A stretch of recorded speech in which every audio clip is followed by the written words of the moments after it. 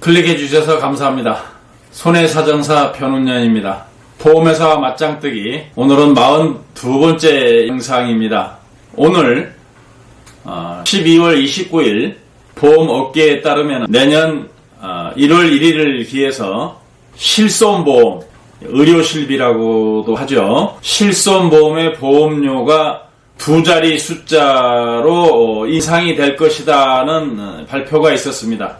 그래서 영상은 실손보험 보험료의 인상을 하는 진짜 이유에 대해서 말씀드리겠습니다. 의료실비 보험이라 하면은 환자가 병원에서 치료를 마치고 병원에 지불하는 환자 부담 진료비 민영보험회사가 보험계약자에게 지급해주는 보험을 말합니다. 의료실비 보험이라고도 하고 실손의료보험이라고도 부릅니다. 당초 보험회사들은 15%에서 20% 정도의 보험료 인상을 요구한 걸로 알고 있습니다. 그러나 관리 당국인 금융위원회와 금융감독원의 보험료 과다 인상 압박에 힘입어 9%에서 10% 내외 정도의 인상이 될 것이라고 하는 그러한 견해가 많습니다. 저는 이 보험료 인상의 문제점과 이 보험료 인상의 이면에 숨어있는 진짜 이유를 말씀을 드릴까 합니다.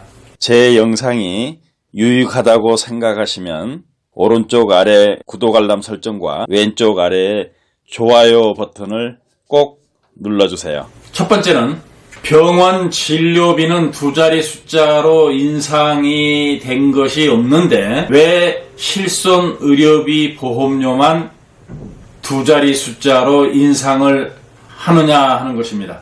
두 번째는 손해율이 낮아서 이익이 났을 때는 보험회사가 보험료를 인하해 주거나 그 이익분을 계약자에게 환급해 주었냐는 것입니다.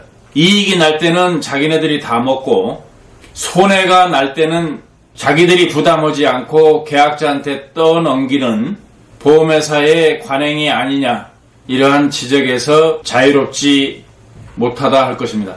세 번째는 보험회사는 아무리 손해율이 높아도 임직원의 급여와 상여금, 복리후생비는 절대로 인하하지 않습니다. 이는 보험회사 자산의 대부분을 차지하고 있는 돈이 보험계약자들 돈이라고 해서 사업비를 물 쓰듯이 펑펑 쓰는 거 아니냐는 비판을 면하기 힘들 것입니다. 네 번째는 손해율을 낮추려는 자구 노력이 부족하다는 것입니다. 보험회사가 이 실손의료비 보험료 인상의 주요 원인으로 들고 있는 것은 이 실손의료비 보험의 손해율이 높기 때문이다, 이렇게 이야기하고 있는데, 실손의료비 보험금의 지급 관행을 보면은 의료실비 10만원, 20만원, 30만원 이런 소액의 보험금은 보험회사가 사고조사도 하지 않고 진료비 지불 영수증과 진단서 같은 간단한 서류만으로 즉시 지급하고 있습니다. 치료 내용이 과연 질병을 치료하기 위한 치료인지, 아니면 검사 목적의 치료인지, 아니면은 치료 목적이 아니라 외모 개선, 어떤 성형 또는 원기 회복을 위한 보약, 보신을 위한 치료인지 이런 거 확인 없이 무조건 지급하고 있습니다. 그러나 정작 진료비가 과다하게 나온 중대질병 환자들한테는 보험금이 과다하다 그러면서 자기네들 마음대로 삭감하거나 불지급하고 그렇습니다.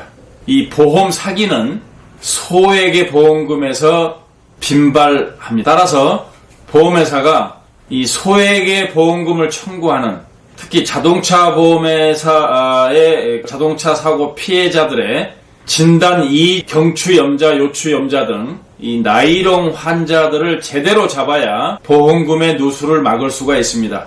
근데 그러한 보험금은 조사도 안 하고 무조건 지급하고 있는 것이 손해율 상승을 부추기고 있는 것입니다. 16년 6월을 기준으로 대한민국 국민의 65%인 3,300만 명이 가입한 실손의료보험. 보험회사는 손해율이 높다는 이유로 보험료 인상만을 요구할 것이 아니라 보험료 인상을 하지 않아도 되도록 제가 이야기하는 다음 두 가지를 실천에 옮겨야 할 것입니다. 첫 번째는 보험 설계사에 대한 모집수당 과다 경쟁 및 사업비 과다 지출을 줄이려는 노력을 강구해야 할 것입니다. 가정이든 기업이든 내가 번 돈이라고 생각하면은 아까워서 소비를 줄이려고 할 것입니다. 보험회사는 보험회사가 가지고 있는 자산의 대부분이 자신의 돈인 자본금은 극히 미약하고 나머지는 부채라고 할 수 있는 보험계약자의 돈들입니다. 따라서 그 돈은 자기 돈이 아닙니다. 언젠가는 계약자한테 돌려줘야 될 돈이고 보험사고 발생 시 보험금으로 지급해야 할 보험금의 재원으로 써야 할 돈입니다. 이러한 계약자의 돈을 함부로 물 쓰듯이 사업비를 쓸 것이 아니고 내가 번 돈 아껴서 쓰듯이 사업비 지출을 줄이려고 하는 노력을 강구하여야 할 것입니다. 두 번째는 소액 보험금을 청구하는 보험 계약자들의 보험 사고 조사를 더욱 철두철미하게 해서 일명 나이롱 환자, 보험 사기 계약자들의 보험금 청구를 엄정하게 걸러내려는 노력을 강구해야 할 것입니다. 여러분들도 다 한두 번쯤은 들어본 이야기일 겁니다. 우리나라만 극성을 부리는 것 중에 하나가 아주 경미한 교통사고만 발생해도 피해자 차량에 타고 있던 운전자를 포함한 승객들은 때는 이때다 하고 아프지도 않은데 병원에 가서 통증을 호소하고 엑스레이나 MRI를 찍어도 아무런 이상이 발견되지 않음에도 불구하고 통증을 호소해서 의사로 하여금 진단 2주짜리 경추염자나 요추염자 진단을 받아서 병원에 들어 눕고 특별한 치료도 하지 않으면서 병원에서 주는 밥 3끼만 먹고 물리치료 정도나 하는 일명 나이롱 환자들한테 보험회사가 제재 없이 보험사고 조사도 없이 보험금을 지급할 것이 아니라 교통사고로 인해서 아무런 상해도 입지 않았다는 것을 적극 입증해서 보험 사기로 고소를 하거나 아니면은 보험금 청구 금액을 과감하게 삭감하여 지급하려는 노력을 강구해야 될 것입니다. 반면에 정말로 아파서 입원 치료가 필요하고 통원 치료가 필요하고 장애보험금을 지급해야 할 보험 계약자에게는 한시장애다, 기왕증 기여도다 해서 보험금을 삭감하여 지급할 것이 아니라 정당한 보험금을 지급해서 아픈 환자에게 2번의 고통을 주는 일은 없어야 할 것입니다. 오늘은 실손의료보험의 보험료 인상의 문제점과 인상을 할 수밖에 없는 이유에 대해서 말씀을 드렸고 거기에 대한 대비책까지